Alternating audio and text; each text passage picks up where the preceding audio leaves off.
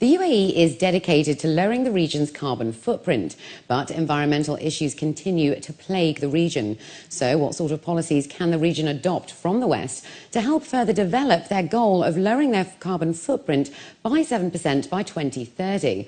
Well, joining us today is former US Congresswoman and presidential candidate Cynthia McKinney. Cynthia served 6 terms as a Democrat member of the US House of Representatives, focusing on environmental issues that has helped put the US Green Party on the map. Welcome to the show today. Thank you so much for inviting me to be here.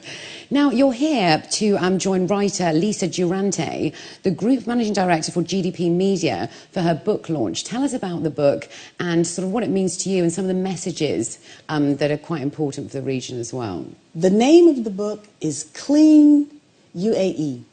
And basically, it's a book that touts all of the sustainability issues that exist here on the corporate level and in the United Arab Emirates. Right, so what are the sort of key messages that have come out of the book, do you think? What are the most important sort of issues? I think the most important issue really is the one of inspiration, because it shows us that it is possible to lead sustainable lives as on the individual level as well as on the corporate level. And I think now more than ever, we need inspiration. Definitely. So on an individual level, what can people do? I mean, it's very much the small things that make a big difference, isn't it? Well, you're right about that. And I would like to take a moment just to mention Masdar City. Yes. Because that initiative, I believe, is one in which the UAE can set a global example for what is possible. Definitely. And at the same time, it can also teach the United States a couple of things too. Now, in terms of what individuals can do, one of the ideas that I had, I landed here in Abu Dhabi, and my idea was to ride my bicycle from Abu Dhabi to Dubai. Right. Well, it didn't happen. I'm sure it didn't. And one of the things that I learned was that the UAE is third in the number of auto crashes. So it's not very safe. Bicycling is not very safe here. But if you're going to decrease your carbon footprint, then individuals are going to have to do things that are different.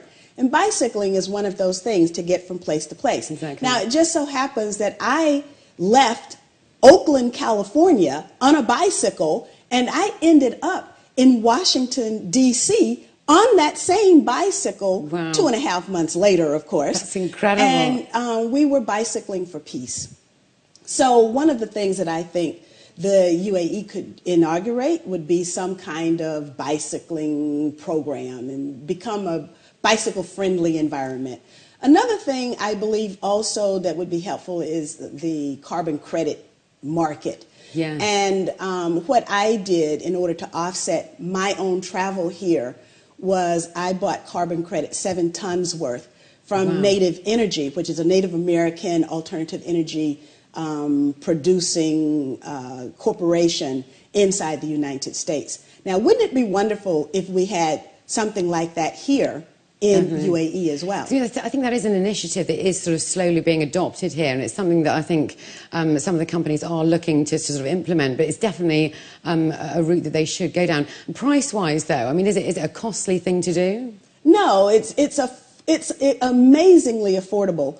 I can't remember exactly how much I spent to offset my travel, but basically the calculation is done for you. You just put in if it's transportation or whatever the area is that you want to get your offset for. And it does the calculation for you, and it tells you how much you have to spend, and then you pay it. Technology really is advancing at an amazing rate, isn't it? Absolutely. As you said with the cycling here, I mean, it's the infrastructure. They need to make sure that they build the infrastructure so that something like that can, so people can, feel safe. Exactly. That's right. And of course, there is really no alternative now to leading more sustainable lives, because what's at stake is the highest level.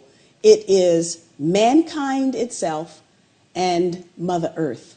And if we abuse Mother Earth anymore, we don't know if Mother Earth will be able to sustain us. We're going to have to pay the price at some stage, aren't we? Definitely. Absolutely. So, as a someone coming from the US, what's your sort of perception of the UAE when it comes to sort of challenges that plague this sort of area when it comes to green initiatives and reducing that carbon footprint? Well, I don't know that it's I've been here like literally all of one day. Yeah, exactly. So I've seen a lot, but honestly, I think that the initiatives that are coming from UAE at this moment and their understanding of the need to involve more sustainability in their development plan, I believe is the right way to go, and Definitely. It can set a model for the rest of the world. Exactly. I mean, the government initiatives really are incredible, definitely. Yes, absolutely. So, in terms of what this region can learn from the West, what do you think they can learn from the US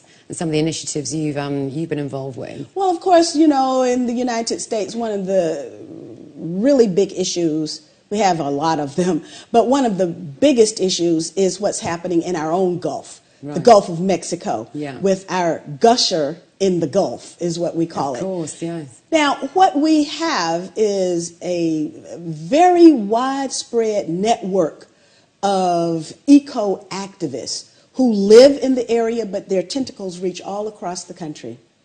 They are informing the American people of just exactly the ecological disaster that has befallen the area. Yeah. We have seen recently bird kills, fish kills, millions of fish, dead fish, just landing on the shores of riverbanks and in the area. And we don't know what the health effects are, but we've got this dedicated network of activists who are doing the investigations in the absence of government action. Yeah, it's horrific stuff that's gone on there, isn't Absolutely it? Definitely horrific. That's all we've got time for, I'm afraid. But thank you so much for coming in and chatting with us. Well, it's been a thank you pleasure. so much for having me. Thank you.